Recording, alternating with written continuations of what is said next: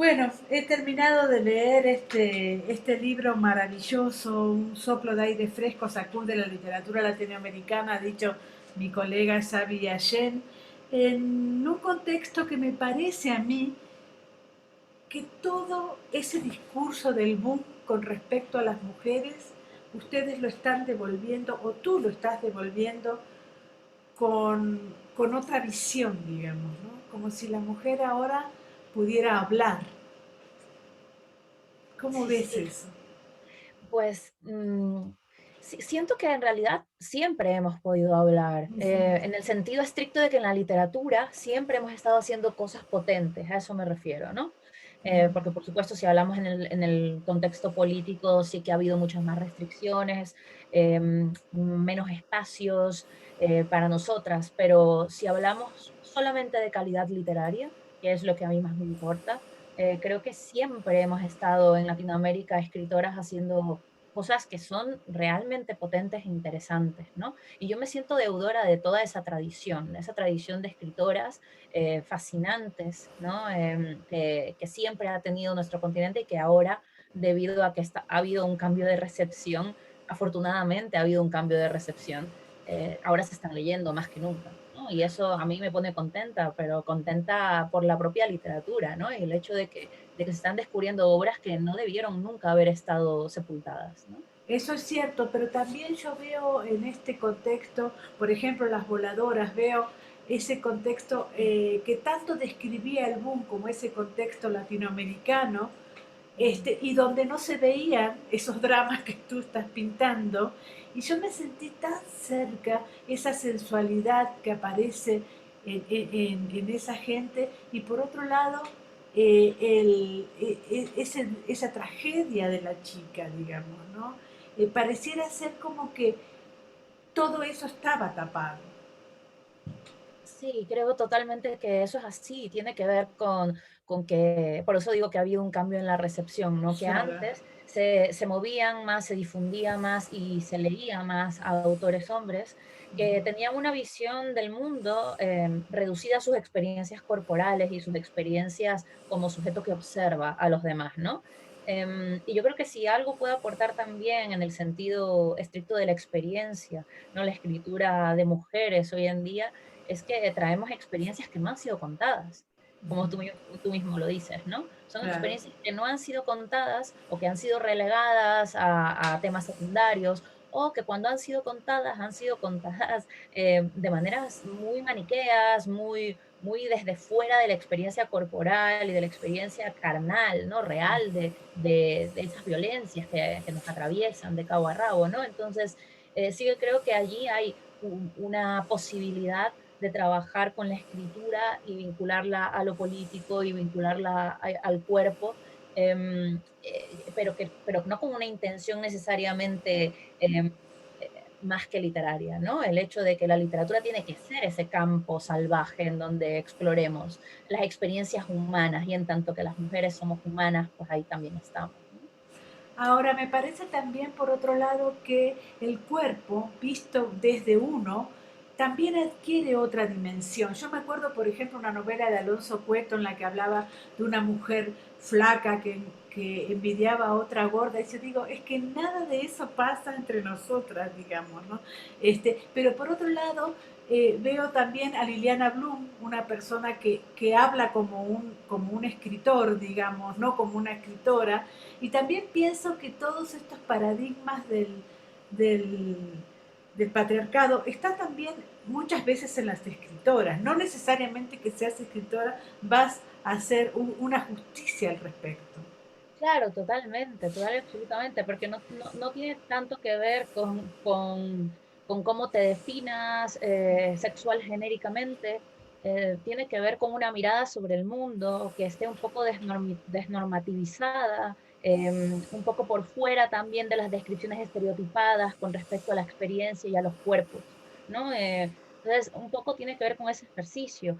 Perfectamente un escritor hombre puede escribir un personaje fabuloso, mujer, y de hecho ha pasado en la historia muchísimas veces, y también mujeres escribiendo, yo no me quiero privar tampoco de escribir a personajes hombres, ¿no? Que en Las Voladoras, el último cuento, que por cierto es mi favorito, está protagonizado por un hombre de 54 años, ¿no? O sea, que cuánta distancia generacional y tal, pero es el único cuento que cuando lo he escrito he llorado, o sea, he generado una situación emocional con un personaje que a priori no tiene nada que ver conmigo, ¿no? Entonces yo creo que la escritura es un juego también, más que de disfraces, que eso es la parte obvia, es un juego de empatía, es de ensanchar la empatía, es decir, tratar de ponerse realmente en la piel de la experiencia de alguien que no eres tú y tratar de trabajar desde allí con una honestidad y un rigor que me parece importante en cuanto a la ética escritural.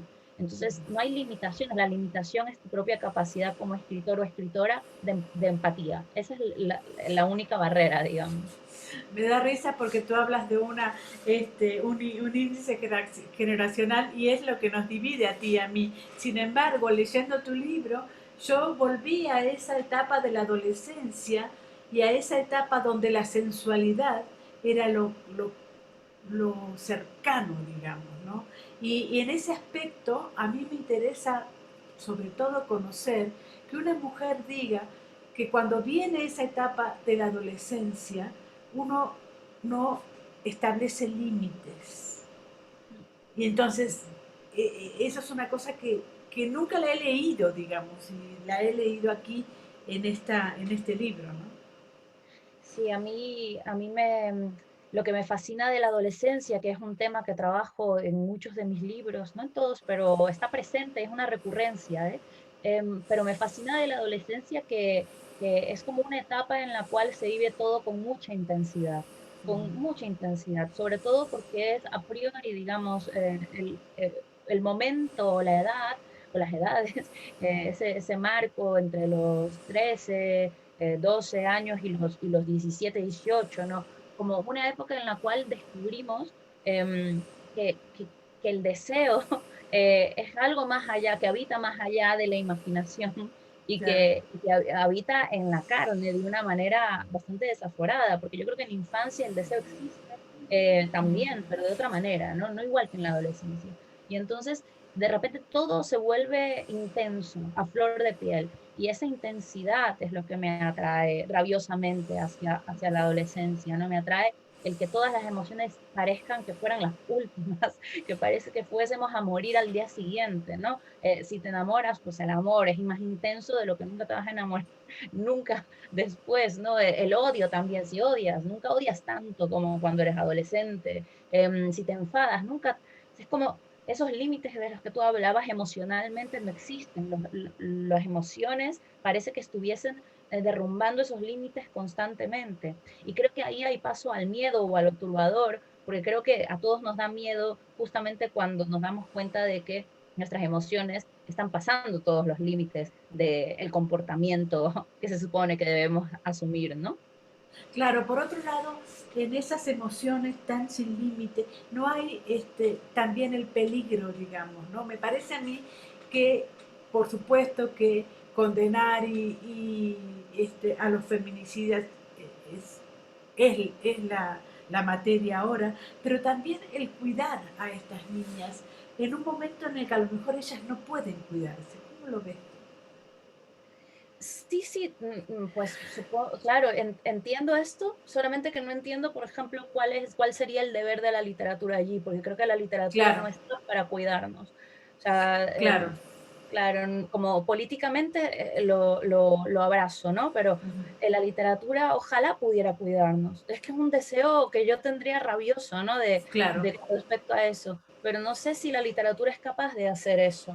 Y creo que la literatura o para mí, por lo menos desde mi poética personal, en realidad como el trabajo que tiene que hacer, para mí, tiene que ver con abocarse a la exploración sin ningún tipo de temor y saber explorar incluso allí donde es difícil abrir los ojos, es decir, donde es difícil mirar, y trabajar los personajes desde lo que hablábamos personas no maniqueas, ¿no? Que es el mayor respeto que le puedo otorgar a un personaje, no convertirlo en enemigo y solamente, ¿no? También ver cómo funcionan estas retóricas de la violencia, en donde la violencia constantemente nos está convirtiendo a nosotros, cuando somos víctimas, también victimarios.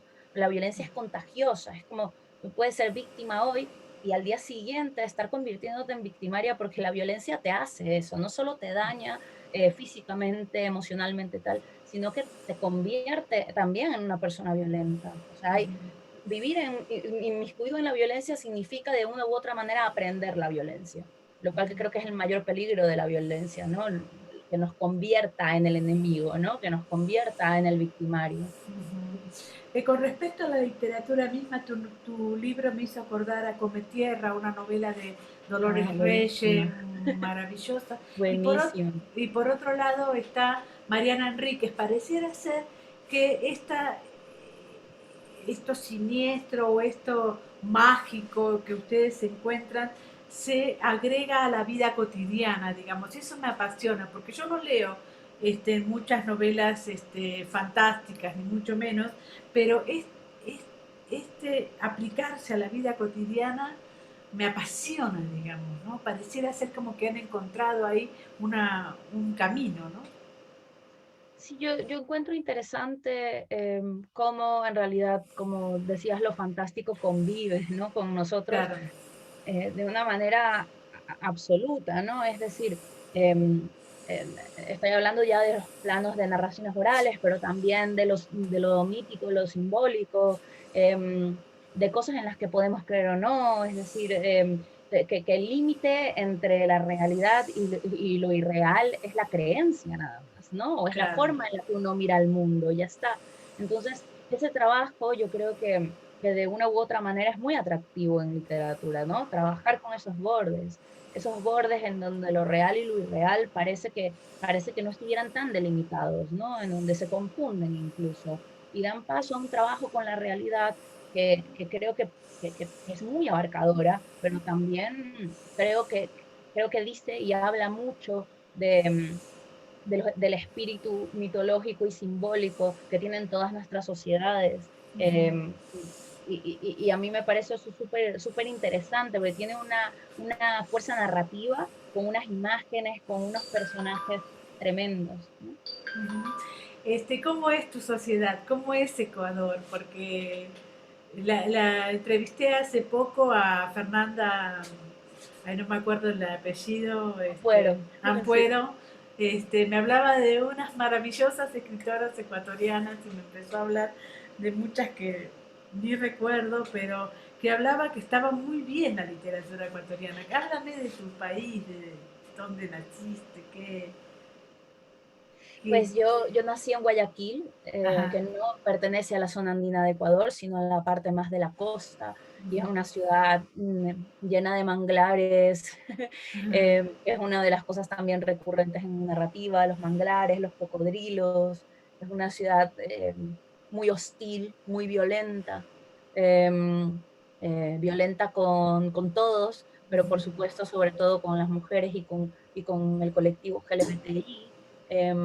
Es un lugar difícil donde vivir, donde hace mucho calor, y un calor que hierve hasta las entrañas de los lagartos, o sea, hace mucho calor, y los 365 días del año además.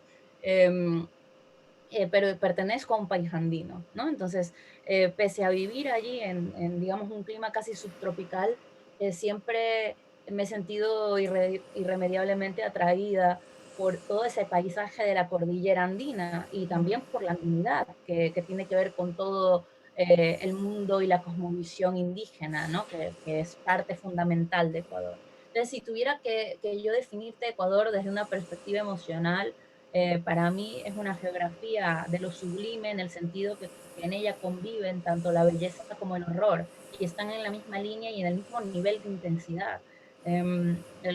Hay belleza extrema y hay horror extremo. Es un país muy violento y es un país increíblemente bello, o sea, en cuanto a sus paisajes, sus formas de desarrollarse históricamente, ¿no? Todo eso. Y yo creo que al final eso es lo que ha generado mi narrativa, porque mi narrativa, si yo tuviera que definirla, es eso, ese contraste entre el horror y la belleza, está todo el tiempo en todo lo que escribo, ¿no?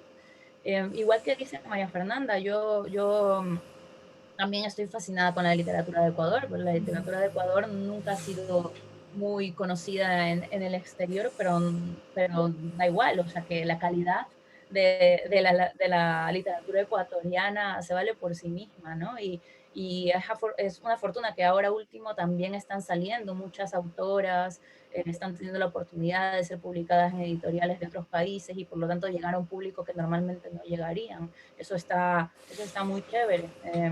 Y María Fernanda Ampuero es una de ellas, Natalia García Freire, Gabriela Ponce, Daniela Alcibar Bellolio, ¿no? Son escritoras fantásticas, Ernesto Carrión, que también es otro autor de Guayaquil. Bueno, sí, yo creo que tiene una fuerza muy potente y además es una literatura muy original, de verdad que lo es. Bueno, la última es preguntarte por qué estás en Madrid, ¿cómo ves a esta literatura latinoamericana toda, no solamente ecuatoriana, entrando a Europa, entrando vía España?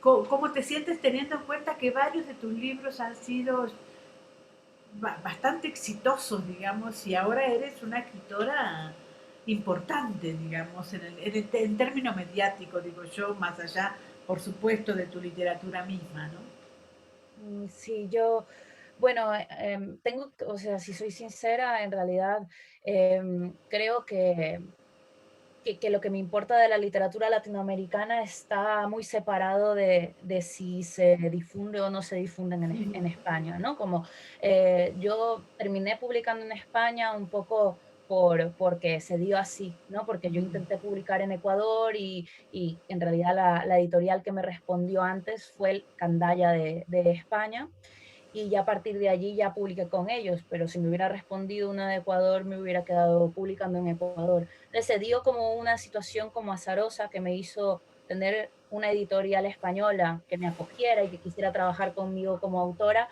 cuando en Ecuador todavía no había nadie que quisiera trabajar conmigo, ¿no? Pero en todo caso, yo sí que creo que debemos como lectores y escritores latinoamericanos un poco desembarazarnos de la idea de que el centro es España, porque no lo es. El centro sí es de una mirada eurocéntrica, pero no lo creo. O sea, pero ya hablando en términos de calidad literaria, no creo que lo que se haga en España sea más interesante que lo que se está haciendo en otros países latinoamericanos. Y en ese sentido, creo que da igual si los medios españoles me reconocen o no. A mí lo que me importa es que me lean primero en Ecuador, pero luego también me importa mucho llegar, por supuesto, al público latinoamericano, ¿no? En México yo publico con Almadía, que es una editorial que me fascina y estoy súper halagada de poder publicar con ellos. Y así he ido buscando como editoriales también nacionales de cada país, con Gundum en Bolivia, ¿no? Y voy como tratando de buscar, ¿no?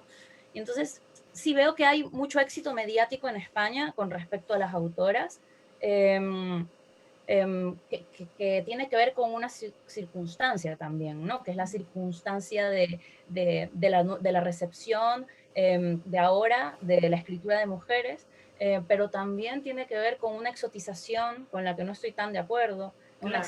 una exotización de escritoras que están trabajando con temas que tienen que ver con la violencia, el miedo, lo inquietante, etcétera, etcétera, lo insólito, lo fantástico, y de repente hablar de esto como si fuera algo nuevo y original que está pasando, cuando en realidad pues llevamos toda una tradición de escritoras latinoamericanas trabajando sobre esto. No es que ahora venimos a renovar las letras como se dice acá, más bien hay un gran desconocimiento en España sobre la tradición latinoamericana y sobre las escritoras latinoamericanas, ¿no?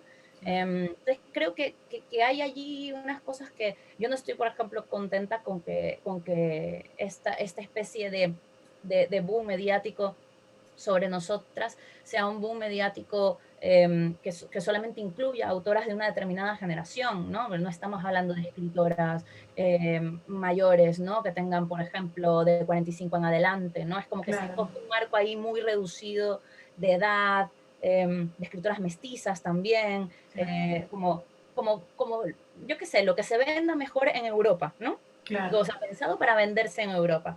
Y yo creo que la calidad de lo que se está haciendo en Latinoamérica es mucho más diversa, mucho más amplia, y escapa a esas cosas. Entonces esto lo veo más reduccionista. Esto de forma independiente a que creo que las autoras que están incluidas en el boom, como Ariana Arwich, Mariana Enríquez, Fernanda Melchor, son fantásticas, a mí me encantan, o sea, el trabajo, la calidad es innegable, o sea, es innegable, ¿no? No es la calidad lo que pongo en duda, sino el cómo se nos vende, que es distinto. Ajá. Bueno, ahora sí la última, las voladoras, ¿qué clase de libros para ti? Ay, Mm. pues para mí es un libro sobre el gótico andino, ¿no? Siempre lo estoy diciendo porque creo que realmente lo defino así. Es un libro que va sobre el miedo que hay en la violencia, porque es un libro sobre la violencia, básicamente, sobre la violencia en los Andes, con toda su mitología, su simbología, sus paisajes, y esa tensión de la que hablaba antes de la belleza y el horror.